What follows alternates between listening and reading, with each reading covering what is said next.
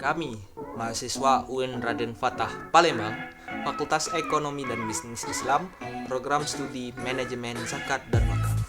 Di sini kami akan menjelaskan materi mengenai karakteristik hukum perikatan Islam. Sebelum ke video pembelajaran, ada baiknya kita perkenalkan dulu anggota kami. Terima kasih.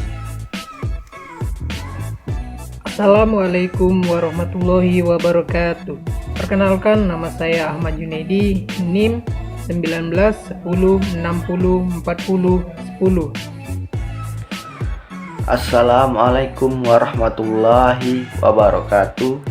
Perkenalkan, nama saya Ihsan Samudra, NIM 192 0604034 dari Manajemen Zakat dan Wakaf 1 2019.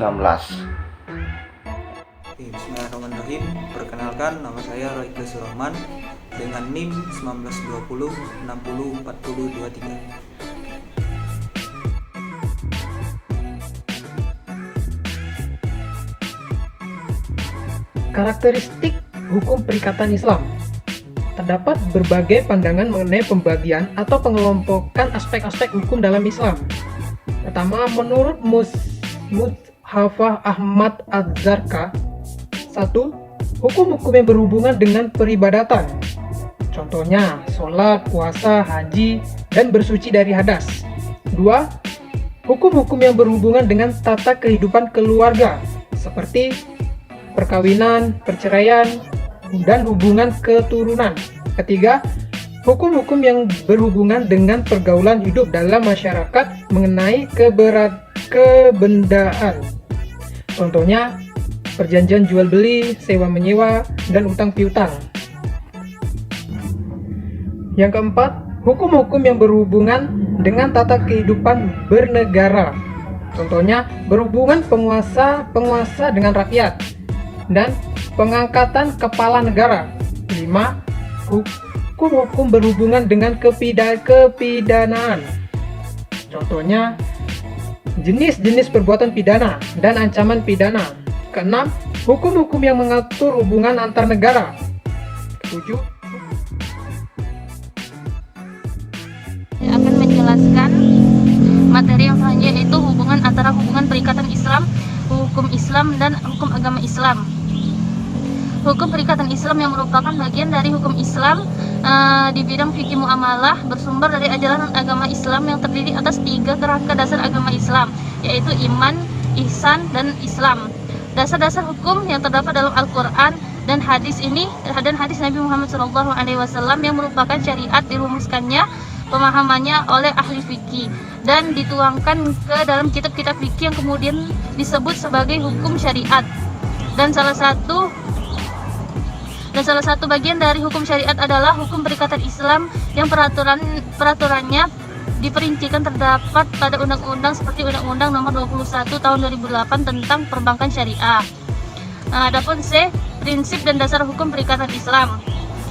Pada penyusunan akad tidak akan terlepas dari prinsip-prinsip perikatan Islam. Prinsip dalam akad tersebut bersumber dalam Al-Quran, Sunnah, sehingga prinsip yang dijadikan dasar dalam penyusunan akad mengandung kebenaran yang bersumber dari Allah Subhanahu wa Ta'ala. Istilah dasar berasal dari kata bahasa Arab yang berarti dasar atau landasan. Adapun terminologi yang dimaksud dengan prinsip ialah nilai-nilai dasar atau al-qiyam al-asayyah yang menjadi bahan pertimbangan untuk melakukan perbuatan hukum, karena nilai-nilai dasar itu sangat berpengaruh terhadap perbuatan atau perilaku manusia secara lahiriah atau al-haq. Maka nilai-nilai dasar tersebut mengandung unsur kebenaran yang hakiki.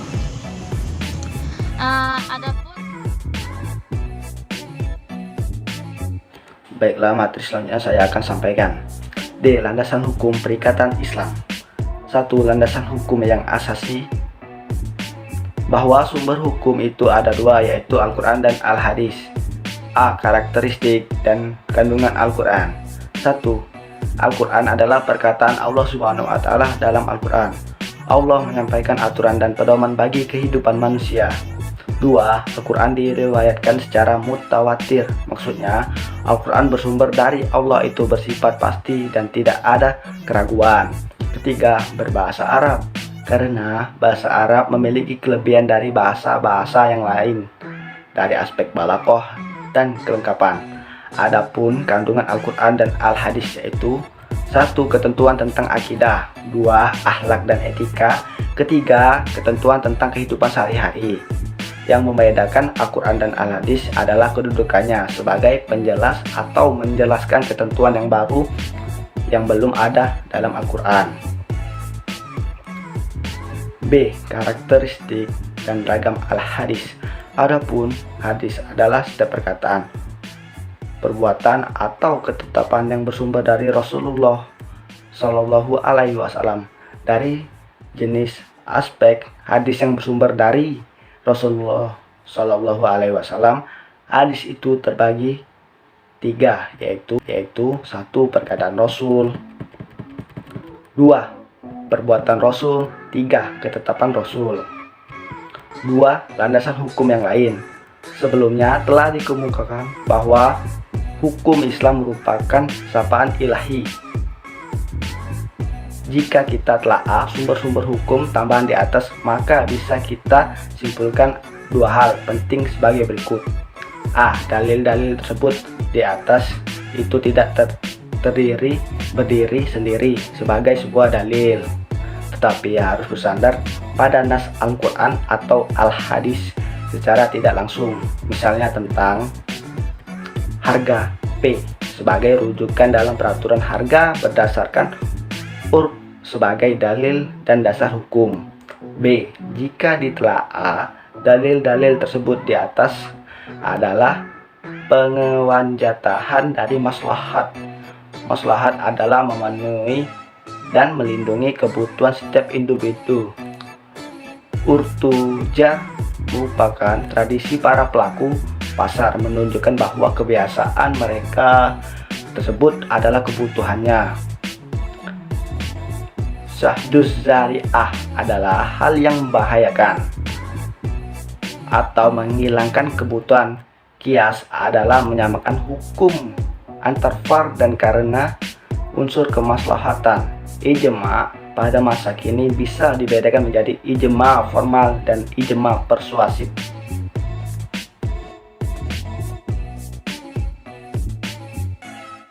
Baiklah, di sini saya akan menjelaskan mengenai mazhab yang ada di hukum perikatan Islam.